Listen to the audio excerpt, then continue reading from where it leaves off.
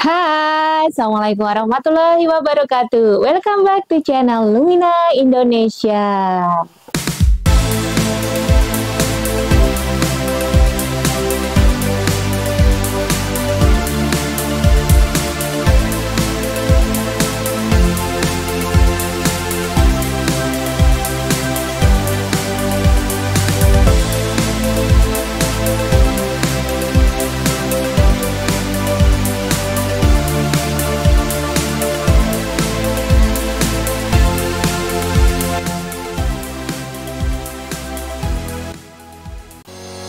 Sahabat Lumina Indonesia dimanapun berada, di video kali ini kita akan menjawab berbagai Q&A yang disampaikan oleh para calon peserta training acara yang berikut ini.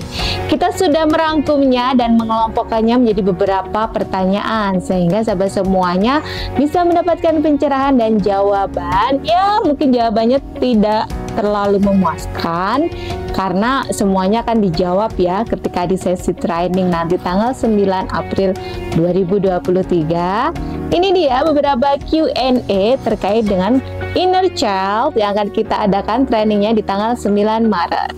Kita akan membahas yang pertama, bagaimana inner child itu bisa muncul ya. Jadi kita sudah mengelompokkannya menjadi beberapa jenis. Yang pertama ada trauma masa kanak-kanak.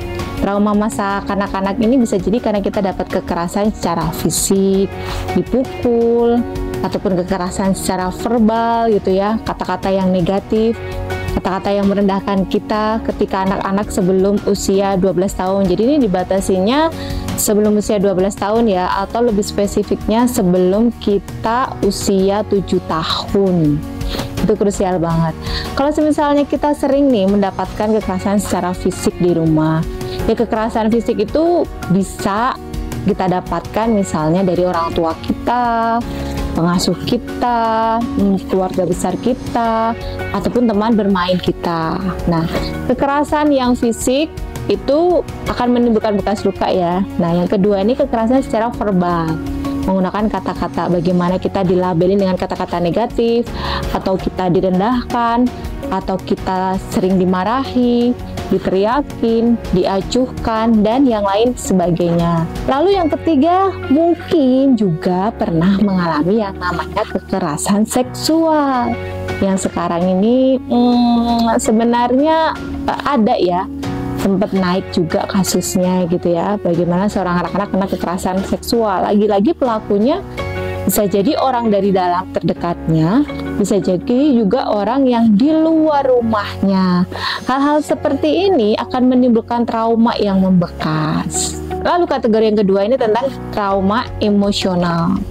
Trauma emosional ini biasanya terjadi ketika kita di dalam sebagai anak nih ya, di dalam sebuah keluarga, kita menghadapi banyak konflik, bukan kita melihat banyak konflik di dalam rumah gitu ya, terutama konflik ini terkait dengan orang tua, di antara orang tua kita gitu ya, ayah, ibu, bunda, papa, dan lain sebagainya, yang mereka mungkin sering bertengkar di rumah, sering saling mengejek, sering saling mengutarakan kata-kata yang nggak enak, atau ketika mereka bertengkar mereka menggunakan gerakan fisik gitu, dan kita sering melihat misalnya piring-piring berterbangan gitu ya, ataupun suara dentuman-dentuman yang keras dari teriakan di antara ayah dan bunda ini gitu ya, karena sedang terjadi konflik. Atau juga bisa muncul dari broken home. Tetapi broken home ini ada dua jenis ya. Kalau broken home ini memang pisahnya secara baik-baik, artinya antara ayah dan ibunya itu setelah berpisah tidak saling menjelekkan satu di antara yang lainnya. Itu kondisi kejiwaan mereka itu akan jauh lebih better dibandingkan dengan anak-anak yang utuh dalam sebuah keluarga yang ayah bundanya tidak bercerai, tapi mereka sering saling menjatuhkan, menjelekkan di antara pasangannya, maka mentalnya itu jauh lebih rapuh. Yang selanjutnya, kehilangan orang yang dicintai. Jadi kehilangan orang yang dicintai ini bisa jadi kehilangan orang tua, kehilangan nenek, kakek, guru, teman misalnya, yang dicintai, yang memang sangat dekat, membuat merasa kita dulu ketika masih kecil merasa nyaman, merasa disayangi, merasa diterima, merasa dihargai, dan itu memunculkan guncangan yang sangat luar biasa di dalam diri seorang anak-anak. Dan yang terakhir, tidak mampu mengatasi stres. Ya gimana ya anak-anak mengatasi stres? Jadi begini ya sahabat semuanya. Coba kita lihat anak-anak yang dia tipenya melawan, keras kepala.